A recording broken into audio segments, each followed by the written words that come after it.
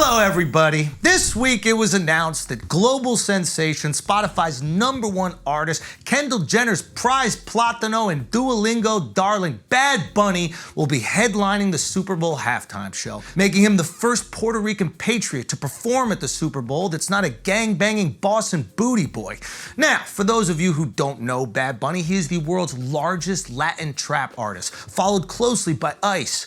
Literally. Surely, with the last few weeks we've had in America, the keyboard culture warriors would be too exhausted from politicizing everything from 5 mass shootings to the logo change of a highway rest stop restaurant to forcefully insert politics into the Super Bowl halftime show, right? Nope. Robbie Starbuck, cultural commentator, lesbian kickball coach, and my hair donor for the Street Fighter movie said, "This isn't about music. It's about putting a guy on stage that hates Trump and MAGA." Now, to be fair to this Leah Thomas Labubu doll, it is odd to choose an artist who doesn't have a single song in English to perform for the biggest game in America, a country whose language outside of Dearborn, Michigan is English. I'm kidding, Dearborn. I'll see you guys next week. Oh, that's Riyadh.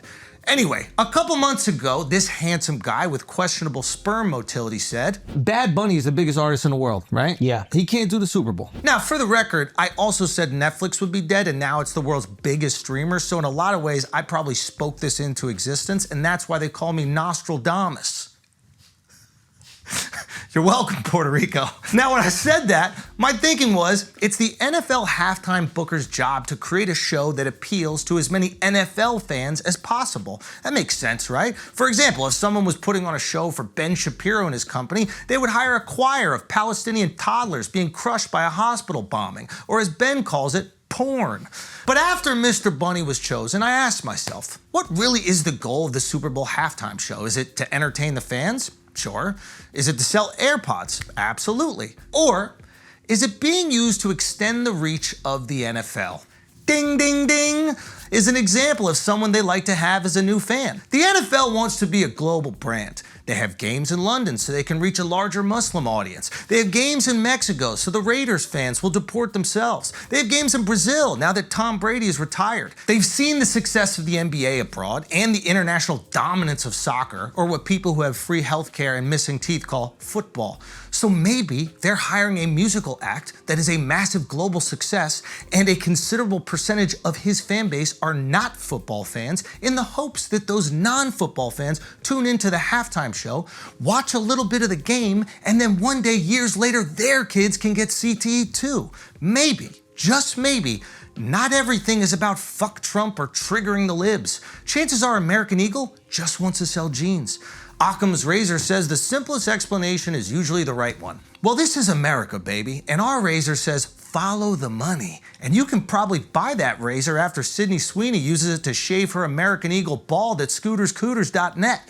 Can you believe someone actually got there first? Absolutely I can. This is America, baby. Fortunately or unfortunately, we get most of our information from social media. And the master rage baiters and reaction channels monetize the outrage, algorithms reward that engagement, then legacy media covers the controversy in a last-ditch effort to remain relevant. Then we open up our phones, and these stories seem inescapable. It's video after video after video, not that one. And it looks like our country is tearing apart at the seams. It feels real. But the truth is, none of us normal, rational people give a fuck that Cracker Barrel changed its logo. And you know how I know that that is true? Because 50% of the tweets about Cracker Barrel were bots. There was no controversy. There was no outrage. This whole story was faker than a smile on Love Island. The point is, a lot of the outrage we're feeling is manufactured, and the opinions behind it aren't real. We need to start recognizing that before the grifters and their bot armies turn this country into a Waffle House after Morgan Wallen headlines Astroworld. And for God's sake, please, please, let's not ruin sports. It's nice to have one thing where you can hate someone simply for the color of their jersey.